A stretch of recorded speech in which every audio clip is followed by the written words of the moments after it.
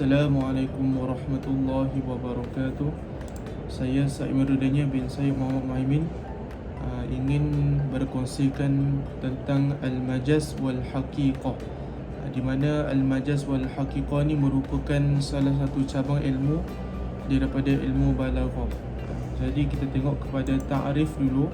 Ta'rif ni adalah pengenalan dulu kepada Haqiqah wal-Majaz. Jadi kita mulakan dengan Haqiqah ataupun hakiki.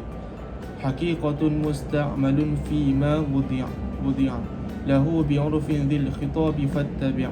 Makna hakiki ialah lafaz yang digunakan dipakai menurut kedudukannya bagi pendengar, maka ikutilah. Jadi itu maksudnya. Sedangkan menurut Imam As-Sakaki, hakiki adalah al-haqiqatul kalimatul musta'malatu fi ma wudi'at lahu min ghairi ta'wil. Hakiki adalah kalimat yang digunakan menurut kedudukannya dengan tidak ditakwil. Jadi mungkin ada yang masih tak jelas lagi, kita teruskan lagi dulu. Al-lafzu musta'malu fi ghairi ma wudi'a lahu. Jadi suatu lafaz yang digunakan untuk lafaz yang lain yang bukan diambil dari lafaz tersebut. Seterusnya kita terus kepada ta'rif majaz. Al-majaz al-lafzul musta'malu fi ghairi ma wudi'a lahu li'alaqatin ma'a qarinatin mani'atin min iradatil ma'na. Majaz apa dia? Majaz adalah lafaz yang digunakan pada selain makna aslinya kerana ada keterkaitan makna disertai penunjuk yang mencegah dari pemahaman maksud asalnya.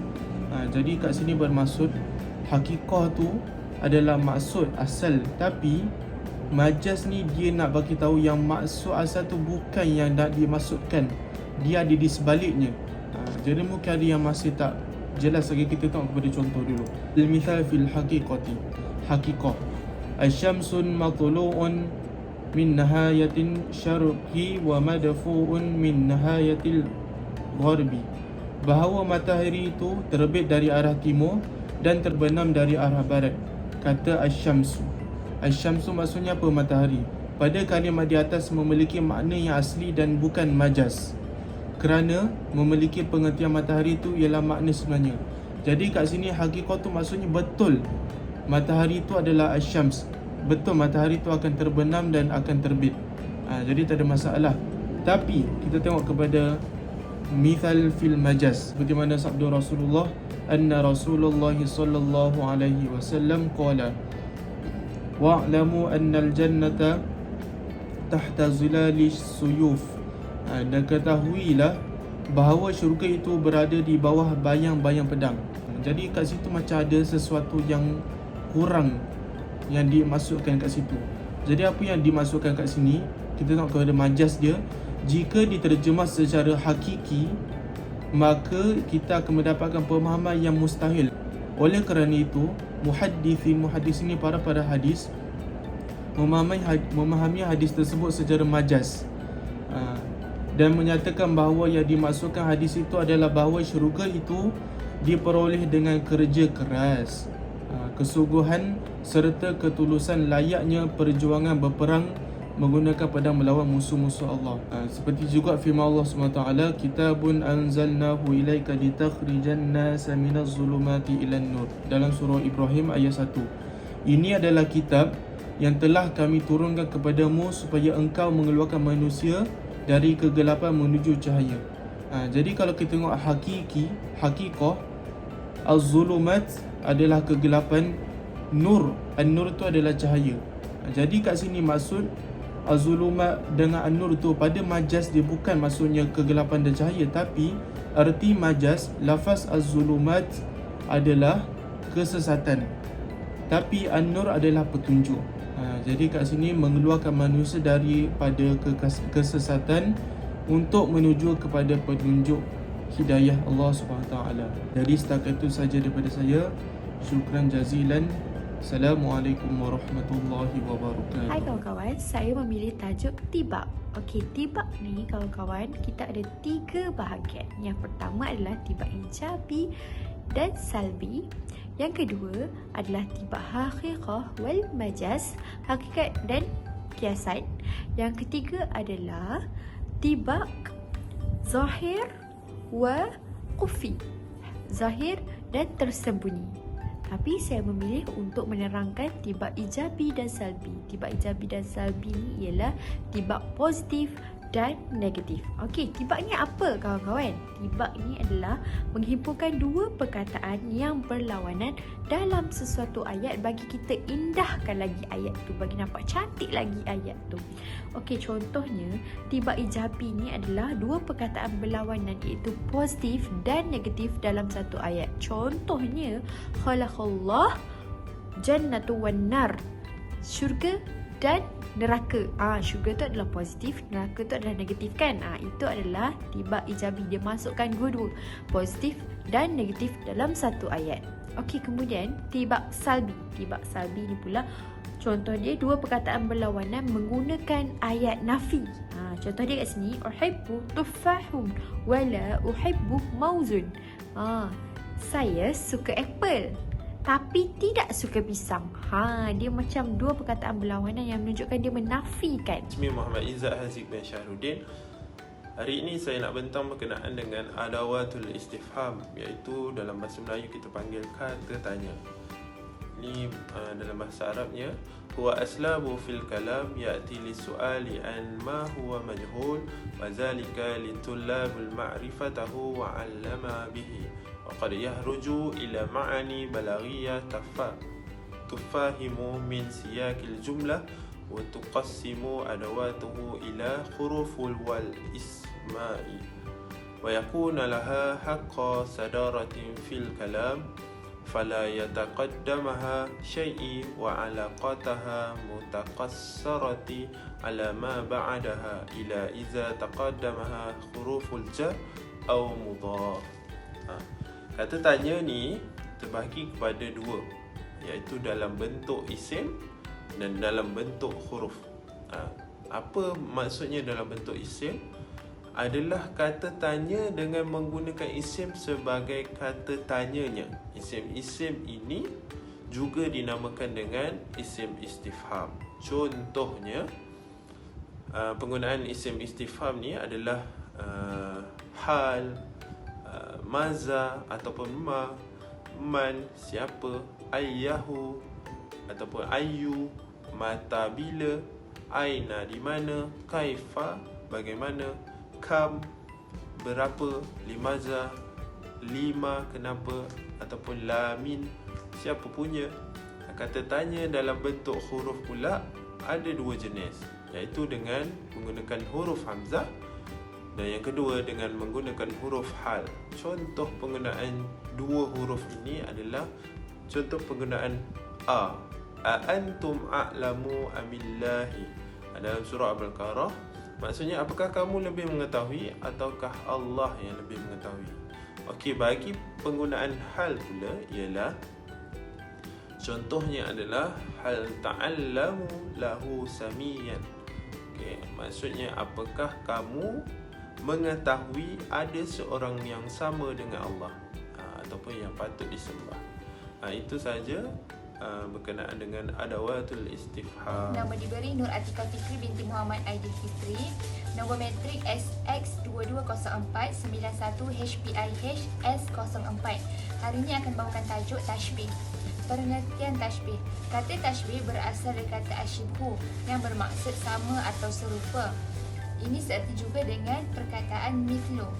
Dan beberapa ulama mendefinisikan tashbih dan antaranya adalah Al-Khatib Al-Qizwini yang mentakrifkan tashbih sebagai sesuatu yang menghubungkan satu perkara dengan perkara yang lain dalam sesuatu makna yang jelas dan juga tersembunyi bagi sesuatu tujuan yang dimaksudkan oleh seseorang. Contohnya di dalam surah An-Naba ayat 10. A'udzubillahi minasyaitonirrajim.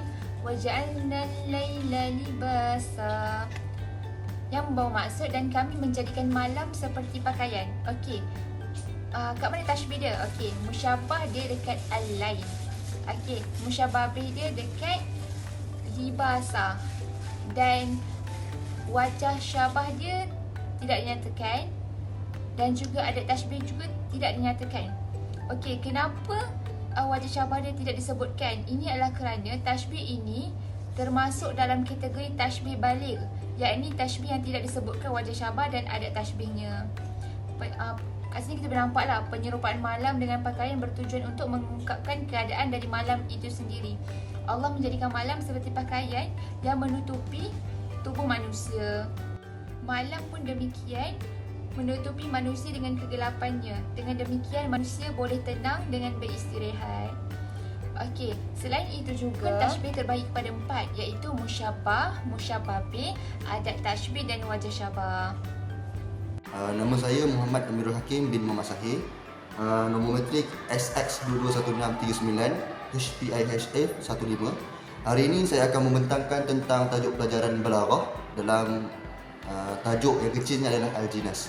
Okey, Al-Jinas ni ada terdapat dalam balaghah, iaitu apa itu Al-Jinas. Okey, Al-Jinas ini merupakan dua kalimah yang sama tetapi dari sudut maknanya berbeza. Faham? Okey. Jinas ni senang cerita macam kalimah tu sama, hampir sama, tapi dari sudut maknanya dia berbeza lah. Itu Al-Jinas. Okey. Kalau kita tengok Jinas ni terbahagi kepada dua jenis. Yang pertamanya adalah jinas tam. Jinas tam ini merupakan suatu kalimah yang sama. Apa yang sama? Dari segi barisnya, bilangannya, jenis dan susunan ayat tersebut, susunan kalimah tersebut.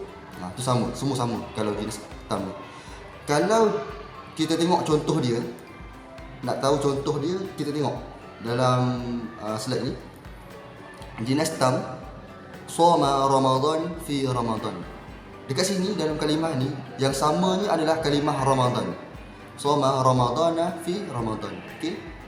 Ramadan tu sama. Ini dah dinamakan jinas tam. Seterusnya jinas ghairu tam. Jinas ghairu tam ni adalah satu kalimah atau dua kalimah yang berbeza dari salah satu sudut, sama ada berbeza baris, bilangan, jenis atau susunan.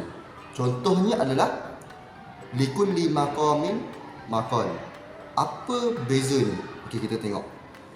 Likulli maqamin maqal. Kalau kita tengok dari sini, al-jinas ghairu tam ini, jinas ghairu tam ini merupakan huruf yang berbeza lah. Ada yang perbezaan dia. Dari segi apa? Nak huruf, syaklul huruf, adadul huruf dan juga tartibul huruf. Ada 4 perbezaan dia. Okey, yang pertama nau'ul huruf, syaklul huruf, adadul huruf dan juga tartibul huruf. Kalau kita tengok contoh tadi, likulli maqamin maqal, perbezaannya kalimah tersebut adalah huruf yang terakhir, iaitu huruf mim, maqamin, maqal, lam yang terakhir, maqal. Dan maksudnya di sini, perbezaannya di sini adalah nau'il huruf, jenis huruf. Okey, hujung akhir kalimah tersebut dia berbeza huruf. Ini dah dinamakan ghairu tam. Okey, jinas ghairu tam. Okey, itu sahaja daripada saya. Nama saya Akila Insyirah binti Ahmad Fauzi dan saya akan menerangkan tentang kinayah. Kinayah ialah salah satu gaya bahasa yang terkandung dalam ilmu bayan. Gaya bahasa ini terkandung dalam hadis Rasulullah SAW serta mempunyai nilai yang tersendiri. Kinayah secara bahasanya berasal daripada perkataan Arab yang membawa maksud bercakap dengan kiasan. Manakala kinayah secara istilah ialah merupakan gaya bahasa yang menggunakan perkataan lain untuk menggambarkan makna yang cuba disampaikan. Kinayah digunakan oleh Rasulullah SAW secara meluas untuk menyampaikan sesuatu pernyataan.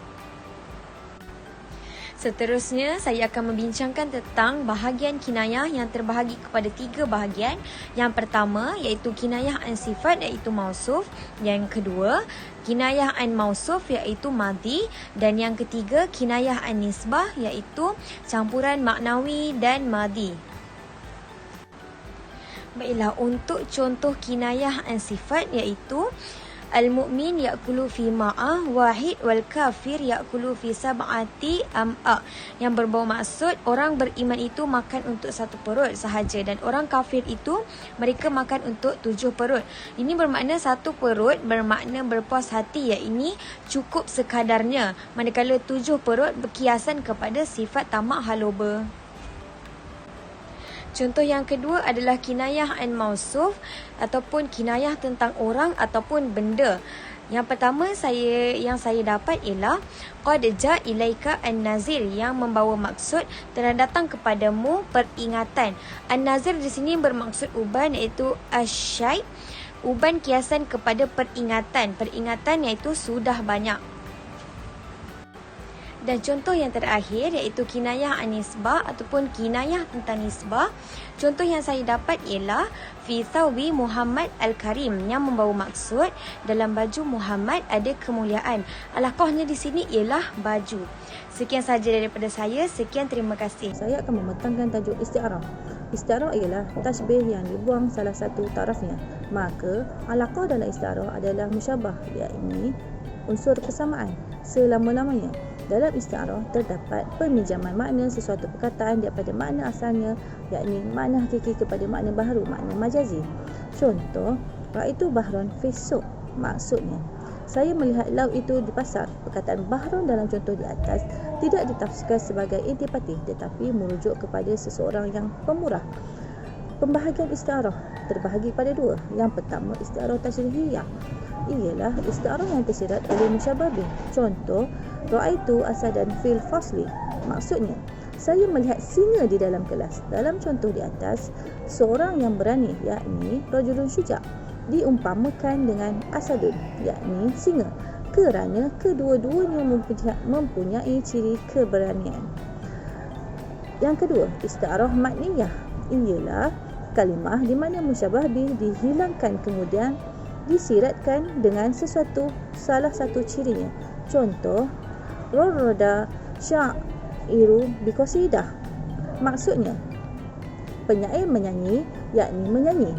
Dalam contoh di atas, penyair diibaratkan seperti burung kerana mereka berdua menyanyi yang tersirat dengan perkataan rarada yang bermaksud kicauan. Sekian daripada saya.